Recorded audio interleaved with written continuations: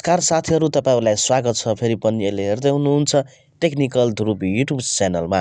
Finally तपाईँहरूको चाहिँ अध्यापन अनुमति पत्र मकवानपुर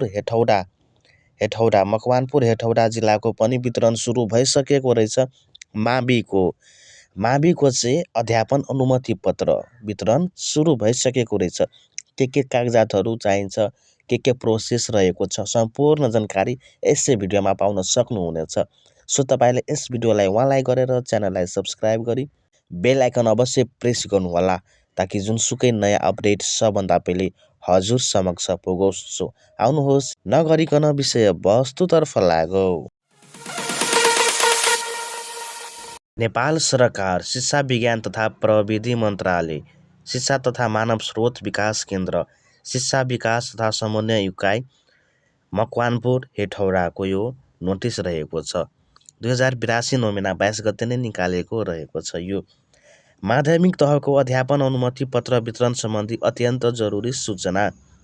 शिक्षक सेवा आयोगको विज्ञापन नम्बर 438283 मिति 2082 7 महिना 22 गते सञ्चालित माध्यमिक तहको स्थायी अध्यापन अनुमति पत्रको परीक्षामा सहभागी भई सफल हुनुभएका सम्पूर्ण उम्मेदवारहरूको अध्यापन अनुमति पत्र इकाइबाट मिति 2082 नोमिना 30 गतेदेखि वितरण हुने हुँदा तपसिलको कागजात संलग्न फाइल पेश गरी आफ्नो अध्यापन अनुमति पत्र बुझी लिन यो सूचना प्रकाशित गरिएको छ।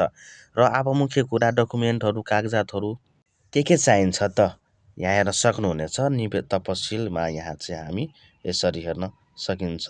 1 नम्बरमा रहेको छ निवेदन अनुसूची 1 अनुसारको प्रवेश पत्रको प्रतिलिपि, नेपाली नागरिकताको प्रमाणपत्र सहित प्रतिलिपि, एससी एसएलसी उत्तीर्ण ग्रेड सिट मार्कसिट सहित र चारित्रिक प्रमाणपत्रको प्रतिलिपि, प्रमाणपत्र तह कक्षा 10+2 यानि कि 10+2 उत्तीर्ण ट्रान्सक्रिप्ट र चारित्रिक प्रमाणपत्रको प्रतिलिपि, स्नातक तह उत्तीर्ण ट्रान्सक्रिप्ट र चारित्रिक प्रमाणपत्रको प्रतिलिपि, शिक्षा बाहेक अन्य विषयमा योग्यता प्राप्तको हकमा 10 महिने तालिम उत्तीर्ण प्रमाणपत्रको प्रतिलिपि, तर विज्ञान, गणित, अङ्ग्रेजी, लेखा, कम्प्युटर विज्ञान, पशुपालन, बाली विज्ञान, कम्प्युटर, सिभिल र इलेक्ट्रिकल इन्जिनियरिङको हकमा तालिमको प्रमाणपत्र आवश्यक नपर्ने, विदेशी शैक्षिक संस्थाबाट योग्यता प्राप्त गरेको भए समकक्षता प्रमाणपत्रको प्रतिलिपि, उम्मेदवारको हालसालै खिचिएको पासपोर्ट साइजको फोटो 2 प्रति,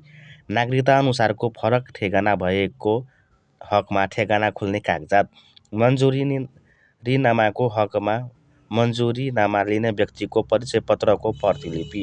पेश भएको सम्पूर्ण प्रतिलिपिमा उम्मेदवार स्वयंले प्रमाणित गर्नुपर्नेछ।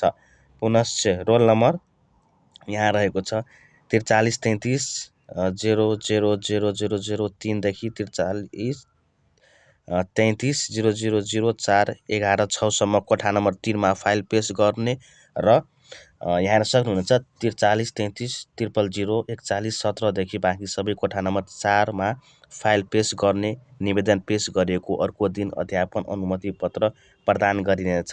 निवेदन पेश गर्ने समय दिनको 2 बजे भित्र हुनेछ।